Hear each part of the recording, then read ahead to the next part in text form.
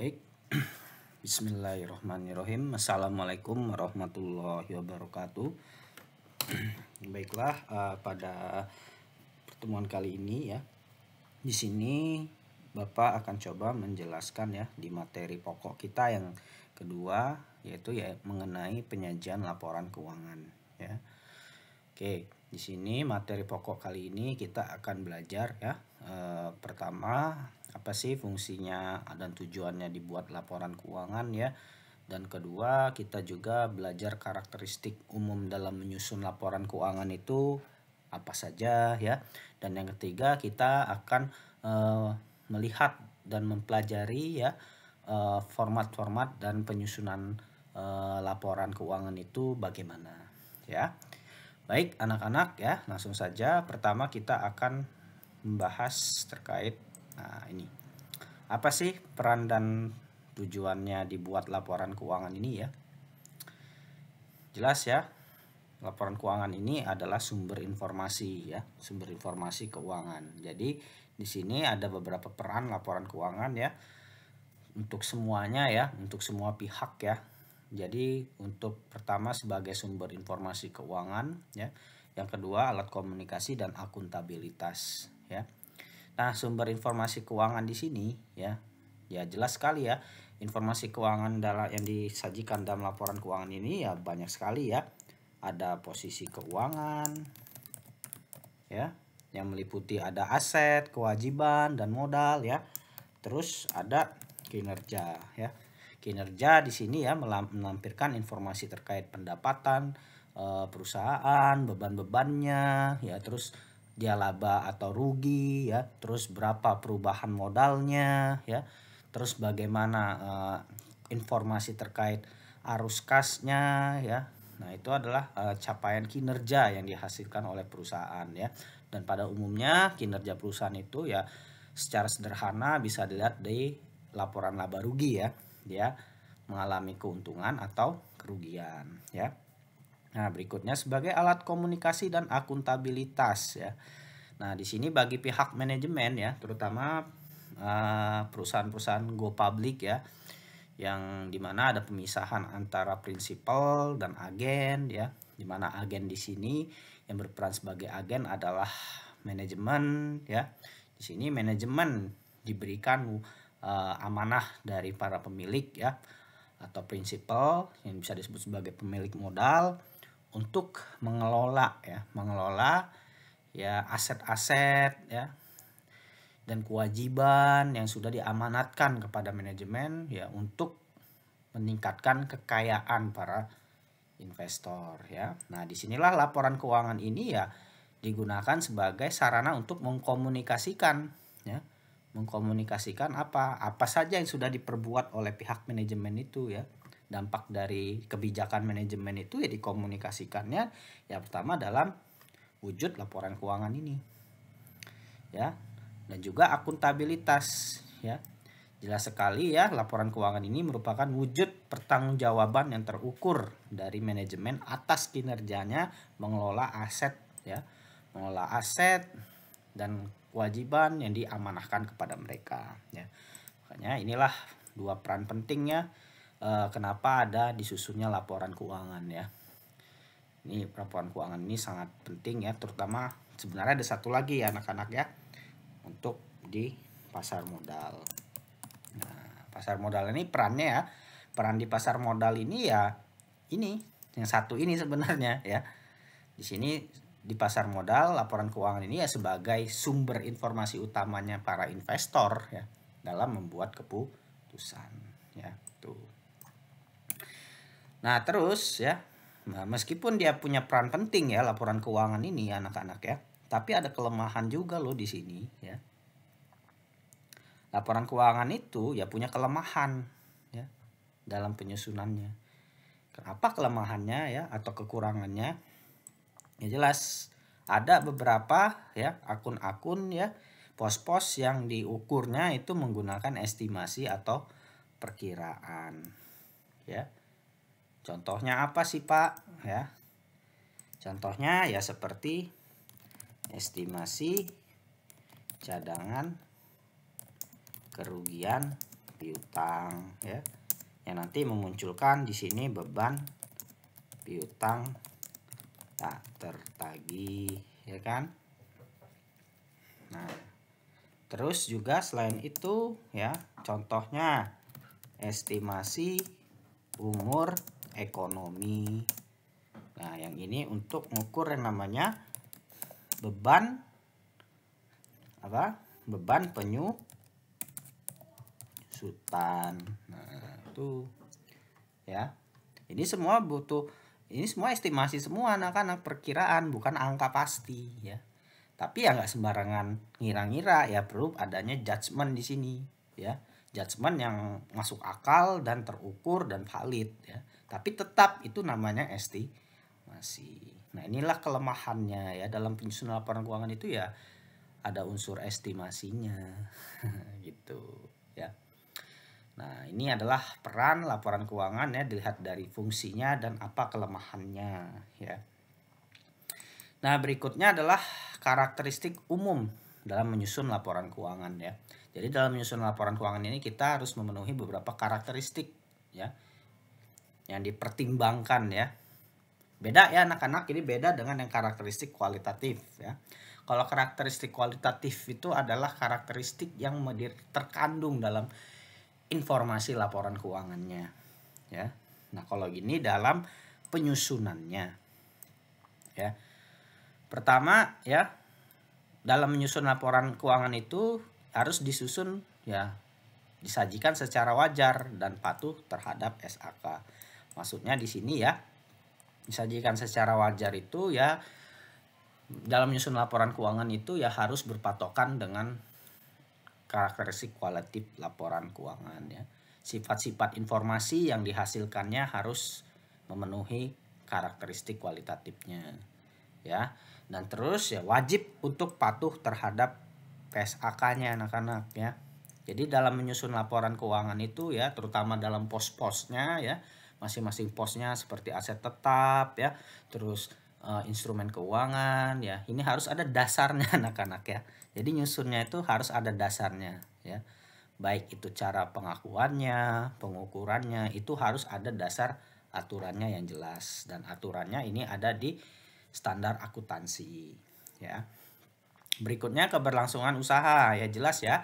Menyusun laporan keuangan itu ya harus mencerminkan informasi yang menunjukkan bahwa ya entitas yang disusun laporan keuangannya itu ya memang akan terus berlangsung ya. Jadi nyusun laporan keuangan itu bukan kalau misalnya kita nyusun laporan keuangan besoknya perusahaan bakal bangkrut, itu ya nggak memenuhi karakteristik umumnya ya.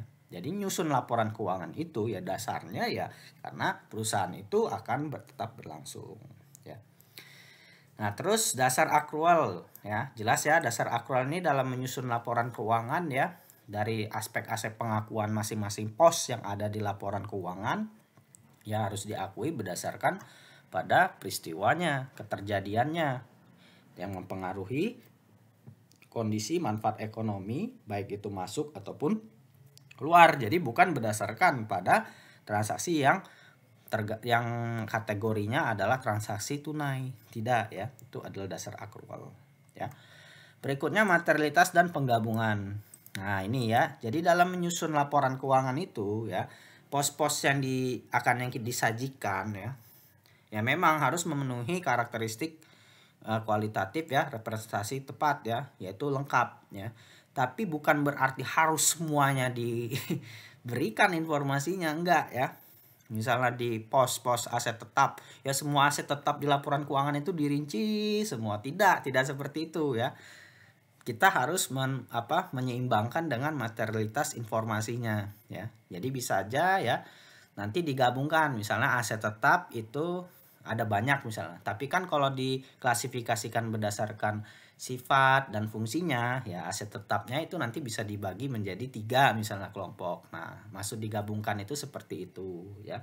Dan terus juga kalau misalnya ada satu aset tetap yang memang dia beda sendiri ya, dalam artian beda nilainya, ini gede banget ya anak-anak ya. Memang kalau secara aturan kalau dia memiliki sifat yang nilai yang berbeda sendiri yang sungguh material, itu memang harus dipisah, nggak bisa digabung ya. Seperti itu. Tapi tetap ya dalam nyusun ini harus mempertimbangkan materialitasnya ya. Tuh. Ya kalau misalnya dia tidak terlalu materialitas ya bisa digabung ya lebih baik digabung gitu ya.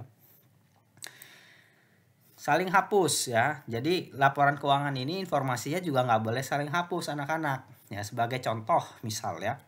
Misalnya perusahaan itu punya piutang ke PT B. Nah, tapi ternyata si PT A perusahaan itu juga punya hutang ke PT B. Nah, piutang dan hutangnya ini nggak bisa saling hapus anak-anak ya. Mana yang lebih gede nggak bisa ya. Jadi harus tetap piutang disajikan, yang hutang pun tetap disajikan. Jadi tidak boleh yang namanya saling hapus. Kecuali ada ketentuan spesifik di SAK-nya yang memperbolehkan saling hapus ya. Itu diperbolehkan ya. Oke, berikutnya ada frekuensi pelaporan ya. Nah, jadi dalam menyajikan laporan keuangan ini ya harus ada periodenya anak-anak ya. Jadi dijelaskan ini laporan keuangan periode per berapa bulan ya. Terus dalam periode per 1 tahun, per semesteran ya. Jadi harus jelas periode frekuensi pelaporannya ya. Dan ini harus konsisten ya. Jadi nggak bisa misal tahun ini kita per 2 bulan, tahun depan jadi per semester. Itu tidak bisa seperti itu. Nah, kenapa? Nanti akan mengurangi unsur pembandingnya ya. Jadi harus konsisten di sini ya. Frekuensi pelaporannya juga harus jelas. Nah, terus informasi komparatif ya. Informasi komparatif ini jadi laporan keuangan itu ya. Ya meskipun dia laporan keuangan per misalnya per 31 Desember 2021 atau laporan keuangan selama tahun 2021 ya. Bukan berarti hanya per 2021 aja yang disaji informasinya. Jadi harus ada pembandingnya nak. Setidaknya satu periode yang sama di periode sebelumnya ya. Misalnya dia per 31 Desember 2021 ya informasi komparatifnya ya 31 Desember 2020 gitu. Misalnya dia laporannya per 30 Juni 2021 ya disandingkan informasi per 30 Juni per 2020. Untuk apa? Untuk pembanding ya. Dan yang terakhir karakteristik umumnya adalah konsistensi dalam penyajian ya. Ini sebenarnya sudah saya singgung tadi ya di frekuensi ya. Jadi harus konsisten ya. Jangan tahun ini ya misalnya kita dalam menyajikan pos ya. Tadi misalnya pos untuk aset tetap kita kelompokkan ke 3 kelompok ya. Aset tetapnya tapi di tahun depan ya masih sama asetnya tapi kita bedain gitu, kita susun posnya diungkapkan semua, itu udah nggak konsisten kayak gitu ya. Misalnya terus juga misalnya aset tetapnya estimasinya tahun ini pakai saldo menurun, tahun depan jadi garis lurus dengan alasan yang tidak logis, misalnya supaya ininya lebih besar misal kita pakai aja yang ini. Nah itu udah nggak boleh kayak gitu ya, nggak konsisten berarti kayak gitu ya. Nah inilah karakteristik umum ya yang harus kita pertimbangkan dalam menyusun laporan keuangan ya. Nah berikutnya ya pembahasannya adalah terkait dengan komponen laporan keuangan ya. Saya yakin di sini kalian ya, anak-anak akuntansi ya, meskipun baru semester 3 pasti sudah paham ya, apa aja sih laporan keuangan itu ya, ada apa aja ya pasti sudah tahu ya. Karena di PA juga sudah sempat kalian menyusun sampai laporan keuangan ini ya. Ya, jelas ya. Pertama ada laporan posisi keuangan ya. Terus ada laporan laba rugi dan penghasilan komprehensif lain. Terus ada laporan perubahan ekuitas ya. Terus ada laporan arus kas dan terakhir CALK.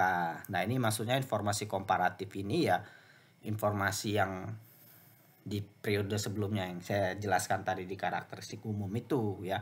Ini informasi komparatif maksudnya ya. Nah, pertama coba kita akan bahas dulu yang laporan posisi keuangan ya. Nah, pasti kalian sudah tahu ya, kalau laporan posisi keuangan itu ya jelas dia menyajikan aset, liabilitas, dan modal ya. Namun di sini yang ingin saya tekankan adalah format dalam penyusunannya ya. Jadi dalam menyusun laporan keuangan itu ya, kalau menganut sesuai dengan PSAK nomor 1 tentang penyajian laporan keuangan itu seperti apa sih ya. Jadi sebenarnya ya formatnya saya yakin kalian sudah tahu ya. Nah, kalau sederhananya biasanya formatnya itu ada format 1 ya. Jadi aset dan kewajiban ya itu disajikan dengan dikelompokkan ya. Jadi kalau aset nanti ada penyajiannya dikelompokkan sesuai dengan lancar dan non lancarnya ya. Kalau kewajiban ya nanti disajikannya ya jangka panjang dan jangka pendek ya. Nah, ini format pertama ya. Tapi ada juga format lainnya ya. Dia nyajikannya sesuai dengan likuiditas anak-anak ya. Jadi nggak dikelompokkan lancar dan non lancar, tapi langsung dia diurutkan berdasarkan likuiditasnya. Likuiditasnya itu maksudnya yang paling liquid ya. Paling liquid itu artinya adalah paling mudah direalisasi, dijual ya, atau dikonversi menjadi kas ya. Itu paling cepat itu yang mana ya. Nah, ini contohnya ya, contoh dari nah, ini contoh nih. Ini saya ngambil Bukalapak deh. Contoh PT Bukalapak.com ya. Ini contoh laporan posisi keuangannya. Nah, ini yang saya bilang tadi format pertama ya. Nah, asetnya itu dibagi lancar dan non lancar ya. Jadi formatnya seperti ini ya. Nah, itu ya. Nah, ini liabilitas juga. Liabilitas dibagi 2, jangka pendek dan jangka panjang. Nah, ini pada umumnya ya perusahaan-perusahaan ini ya pakainya yang format seperti ini, dia dipisah lancar dan non lancar ya. Nah, terus pertanyaan, Pak, kalau misalnya yang tadi kan Bapak bilang ada yang sesuai dengan likuiditasnya. Nah, kalau yang ini biasanya dipakai di perbankan, nah ya. Perbankan itu karena apa? Karena mayoritas dia itu adalah aset keuangan ya. Paling besar dia itu adalah aset instrumen keuangan ya. Nah, contohnya kayak mana sih, Pak? Nah, contohnya nih. Nah, ini contoh nih PT Bank Rakyat Indonesia dan entitas anaknya ya. Nih, asetnya ini nggak dikelompokin, nak, lancar dan non lancar. Dia disesuaikan dengan likuiditas tadi. Paling atas itu pasti kas dan setara kas ya. Ini yang paling gampang dikonversi menjadi duit ya. Gampang direalisasi, gampang dikonversi jadi duit. Ini adalah kas ya. Berurutan nih dari tingkat kata saya tadi ya, tingkat kemudahannya untuk dikonversi menjadi kas dan secara cepat untuk direalisasi ya, ini berurutan dari yang paling liquid sampai yang paling susah liquidnya, yaitu aset tetap ya. Nah, ini langsung dia total aset kan. Nah, ini adalah contoh penyajiannya berdasarkan likuidisasinya ya. Tuh ya. Nah, ini adalah contoh dari laporan posisi keuangan yang dibuat oleh perusahaan-perusahaan besar ya di Indonesia ya, anak-anak ya, yang terutama yang sudah go public ya. Nah, yang berikutnya adalah laba rugi komprehensif anak-anak ya.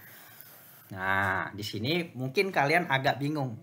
Komprehensif. Nah, kok nggak laporan laba rugi doang, Pak? Nah, inilah ya. Ini salah satunya ya yang membedakan dengan laba rugi yang mungkin yang kalian sudah pernah buat di pengantar akuntansi ya. Kalau dulu laporan laba ruginya di PA itu ya nggak tahu ya, kalau jangan-jangan udah pernah ya, tapi kalau setahu saya dulu di PA 2 itu tidak sampai ke penghasilan komprehensif ya. Ya. Kenapa? Karena ini kalau perusahaan-perusahaan kecil dan menengah itu cenderung tidak menampilkan ini penghasilan komprehensif ya. Nah, kalau perusahaan-perusahaan yang mengacu pada PSAK ya, itu laba rugi ini dianggap ya dihasilkan tidak hanya dari peningkatan nilai aset ya yang diolah berdasarkan aktivitas bisnis real aja anak-anak, tetapi ada yang non realnya ya.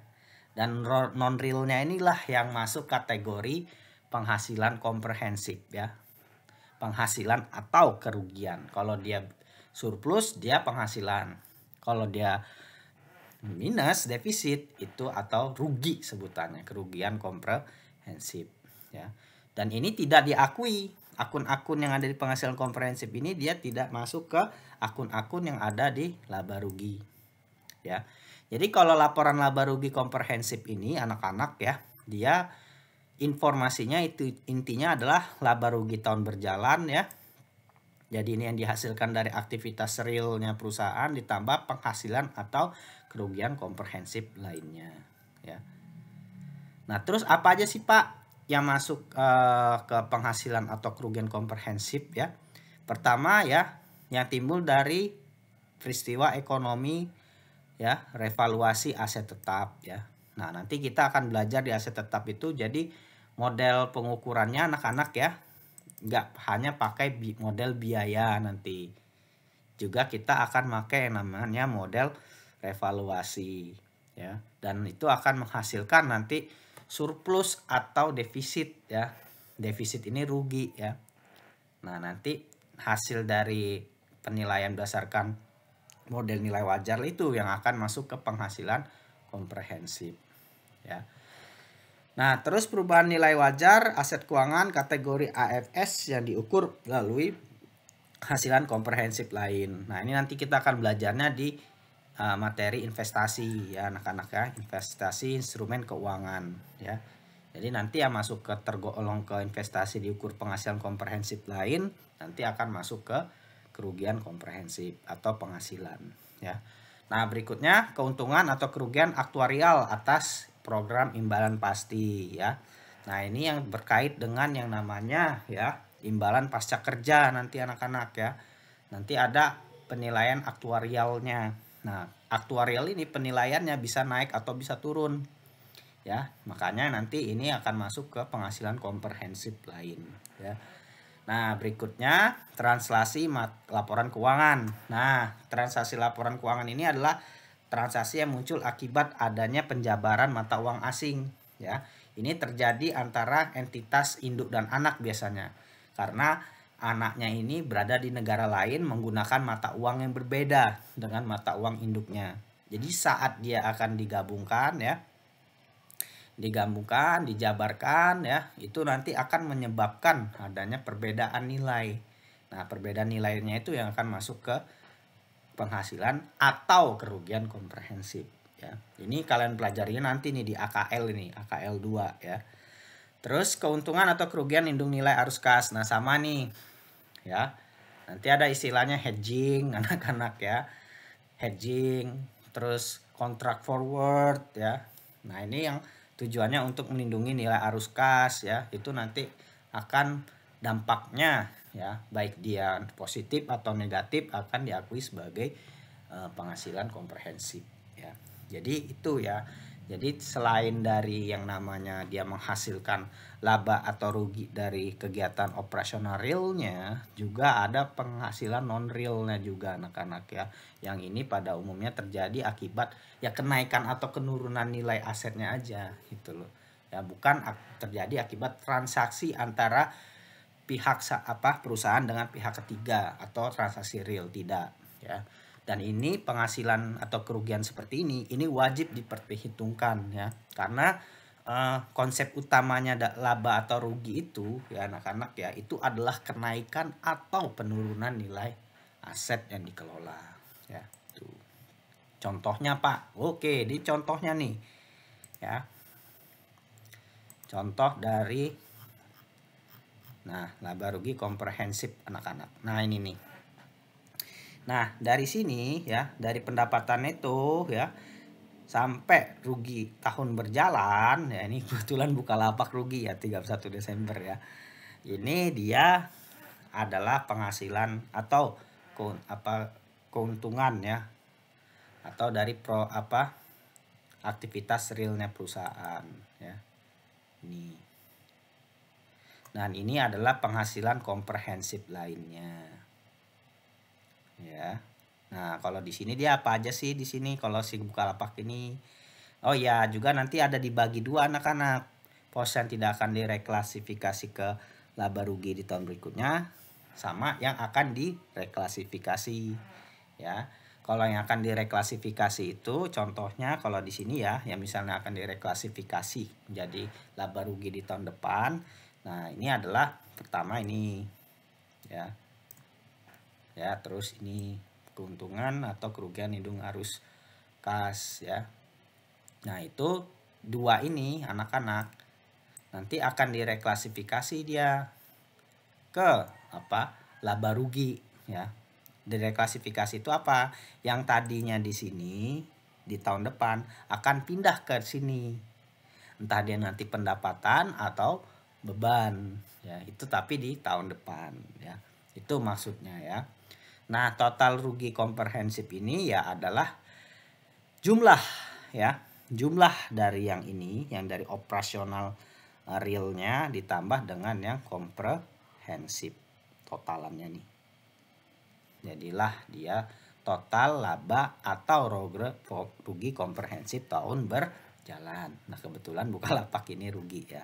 Jadi dia rugi tahun berjalan. Nah, mungkin kalian juga akan bertanya nih, loh Pak, di bawahnya ini apa Pak? Nah, kok ada didistribusikan kepada entitas induk sama kepentingan non pengendali ya. Nah, di sini akan saya jelaskan juga ya sekilas ya, karena ini sebenarnya masuk ke AKL nanti ya yang ini ya. Tapi saya jelaskan saja ya di sini. Nah, kalau ini adalah entitas konsolidasi anak-anak. Ya. Nih, dia keterangannya ada konsolidasian. Jadi maknanya apa ya? Jadi ini bukan laporan keuangan untuk satu entitas tunggal doang, enggak. Tapi dari Bukalapak sama anak-anaknya ya. Anak-anaknya ada banyak Bukalapak ini ya. Nah, itu dikonsolidasikan jadi satu. Jadi ini merupakan Bukalapak sama anak-anak usahanya ya.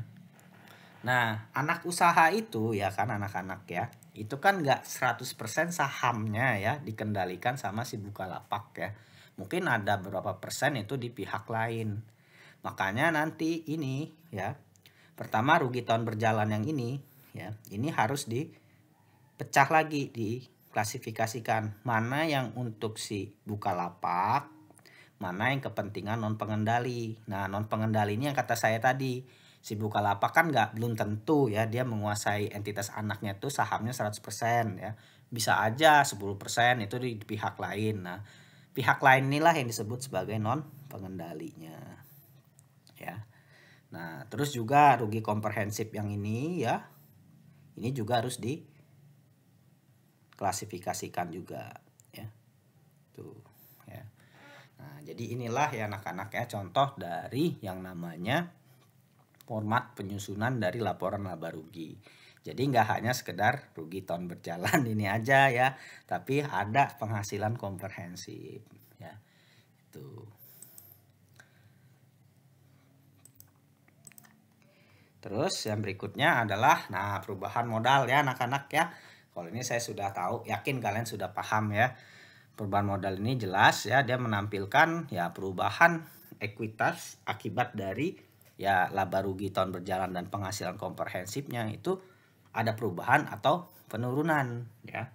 Dimana informasinya itu ya ini di ekuitas itu ada modal saham yang telah disetor, ada tambahan modal disetor atau paid in capital ya atau agio saham. Terus ada serta akumulasi laba ditahan ya atau saldo laba, terus pembayaran dividen kalau ada ya.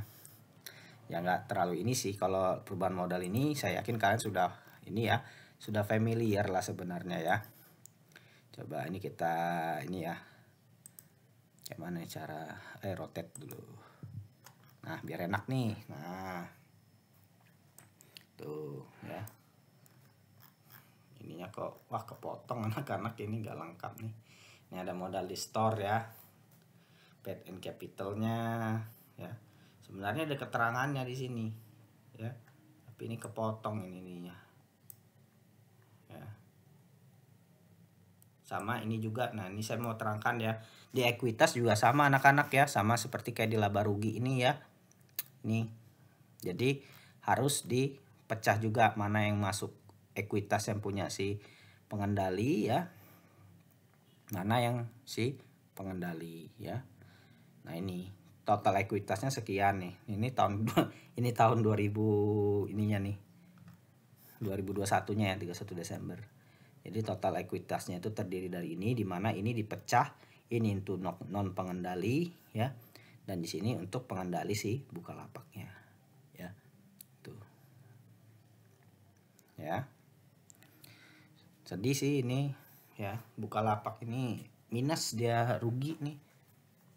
Devisi ya, karena kenapa? Ya ini kan rugi. Tuh 1675. Mana nih ya? Oh ini. Ya, masa komprehensif 1672 ya. Nah, ini untuk si non pengendalinya. Ya, nih. Rugi dia. 1675. Ini untuk pengendali, ini non pengendali ya. Jadi kalau rugi itu anak-anak ya pasti mengurangi modal ya, anak-anak nggak nambah ya itu. Nah, di sini mereka ini kan Bukalapak ini kebanyakan dia adalah perusahaan-perusahaan yang masih mengandalkan yang namanya suntikan ya, suntikan dari investor. Ini kita lihat loh, dia nambah terus loh anak-anak. Ini sebenarnya yang kolom kedua ini adalah penambahan ya, penambahan tahun selama tahun periode itu berapa nih. Ini nambah terus dia. Makanya di sini ya, kalau dari total saldo sebelumnya ya, ini kan 1 Januari 2021 ya segini ya, naik loh sebenarnya. Tapi padahal dia rugi gitu loh. Tapi kok bisa ketolong Pak? Ya karena dia ininya apa namanya? Dia ini kebantu ya, kebantu karena ada setoran langsung dari investor, penambahan modal di sektor ini ya. Ini makanya dia bisa nambah. Harusnya kan kalau dia nggak ada penambahan dari investor modal, dia hanya mengandalkan dari aktivitas bisnisnya ya, ini kan dia rugi, harusnya ini ya rugi, turun ekuitasnya tuh ya. Tuh ya anak-anak ya, ini untuk contoh ekuitas ya. Dan berikutnya adalah laporan arus kas. Nah, laporan arus kas ini dia terdiri dari aktivitas operasi ya, penyajiannya ya harus dirinci berdasarkan arus kas aktivitas operasi, arus kas aktivitas investasi, dan arus kas aktivitas pendanaan.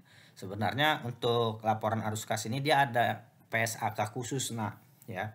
PSAK khusus tuh kalau nggak salah di PSAK 3 ya, kalau nggak 3 2 itu kalau nggak salah ya. Kayaknya 3 dah ya, tentang arus kas ya. PSAK 3. Coba nanti dicari lagi ya, takutnya saya salah ya. Itu ada PSAK sendiri dia tentang arus kas. Jadi arus kas itu di sini disajikannya 3 komponen ya. Operasi, investasi, dan pendanaan ya. Nah, ini nih contoh ini. Kalau arus kas aktivitas operasi ini jelas ya anak-anak ya. Ini yang berasal masuk ataupun keluar uang kas secara tunai dari murni kegiatan operasional perusahaan ya. Nah, kalau investasi ya murni dari masuk atau keluar arus kas dari aktivitas investasi ya. Nah, ini ada rinciannya nih. Kalau operasi dari pelanggan, dari pengguna online marketplace ya. Ini arus kasnya sekian ya, masuknya. Pembayaran kas pada pemasok ya. Pemasoknya berarti dia ya beli barang-barang ya, barang-barang keperluan untuk operasionalnya ya. Nah, untuk penerimaan dari aktivitas lainnya, beban keuangan. Nah, ini ya. Nah, ini ada arus kas dari aktivitas pendanaan ya. Pembayaran liabilitas sewa ya, ini biasanya dari ngutang anak-anak ya. Untuk ngutang-ngutang ini pendanaan biasanya ya. Penerimaan pinjaman bank ya. Nah, ini nih penerimaan dari penambahan setoran modal. Gede banget nah anak-anak ya, 23 nih. Penambahan setoran modal non pengendali ya. gila, disuntik terus ya, disuntik terus sama si siapa, investor ya, mantap memang. Ya kasnya banyak duitnya, tapi bukan dapat duit dari ini, dari operasional minus. Nah investasinya juga minus, dapat dari mana, dari pendanaan itu ya, dari suntikan dari investor ya. Nah yang terakhir adalah CALK ya. CALK ini ya, ya sebenarnya dia rincian ya anak-anak ya. Kalau kalian lihat di laporan keuangan nih, ini ya, ini namanya catatan untuk CALK-nya. Ya berarti kalau 10 ya nanti di CALK-nya dicari yang poin 10 ya, 9 dicari di poin 9 ya. Nah nanti nih contoh ya, saya kasih contoh deh ya, yang lengkap itunya nggak lengkap anak-anak ya, pengajaran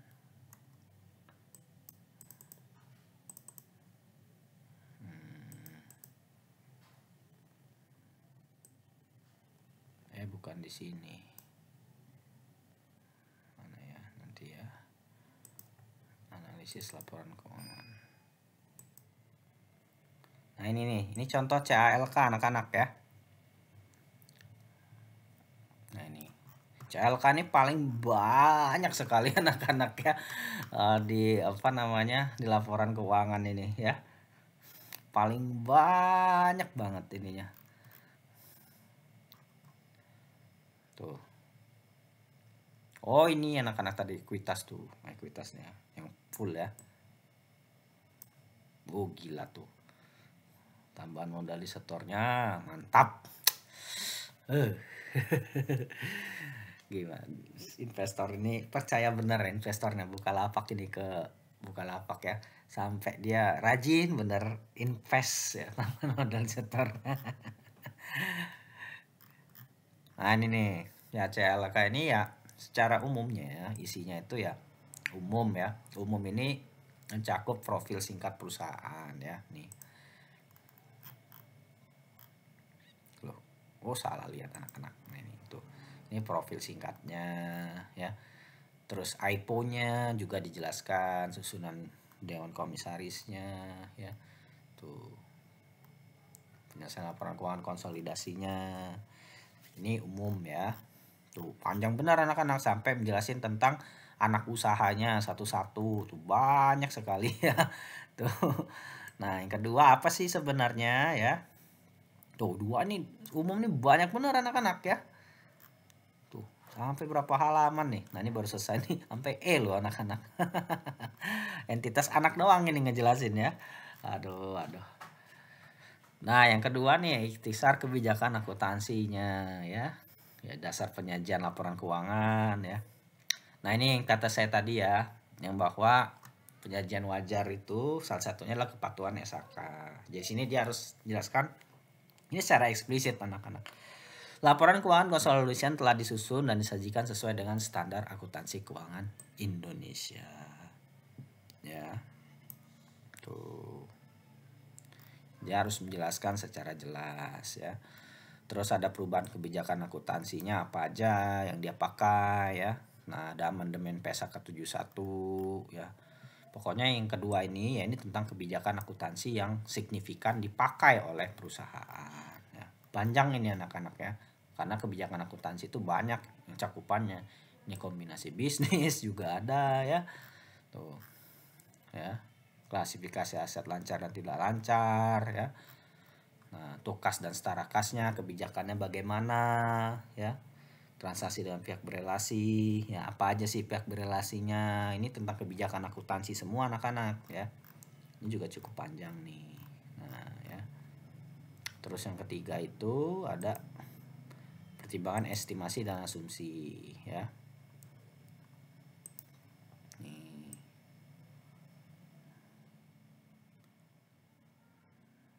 Ini masih dua loh. Oh ini tiga nih. Ya, estimasi dan asumsi tadi ya kayak membuatnya, contoh cadangan kerugian penurunan nilainya ini provisi estimasinya seperti apa ya. Tuh banyak ya anak-anak ya, yang di CALK ini banyak sekali ya. Bahkan sampai dia, nah rincian akuntansi untuk masing-masing akun atau posnya itu dijelasin ya. Terus sifat hubungan antara pihak berelasinya bagaimana, apa aja transaksinya antara pihak berelasi itu juga jelaskan. Lalu informasi segmennya ya, manajemen resiko ya, peristiwa penting yang signifikan hingga peristiwa setelah tanggal pelaporan keuangan. Ini nanti bisa dicek sih ya, kalian cek sendiri di CALK karena CALK ini banyak sekali ya. Dan CALK inilah sebenarnya kalau menurut saya poin utama apa namanya, pengungkapan yang perlu banget ya supaya kita tuh tahu ya, dan terutama ini bisa sangat sekali menolong bagi pihak yang memang mungkin pengetahuan akuntansinya kurang ya, itu bisa mendapatkan pengetahuan referensi dari CALK ya. Oke, mungkin itu saja ya anak-anak untuk penjelasan materi pokok kita yang kedua ya, tentang penyajian laporan keuangan. Mohon maaf jika ada salah kata dari Bapak ya. Saya akhiri. Wassalamualaikum warahmatullahi wabarakatuh.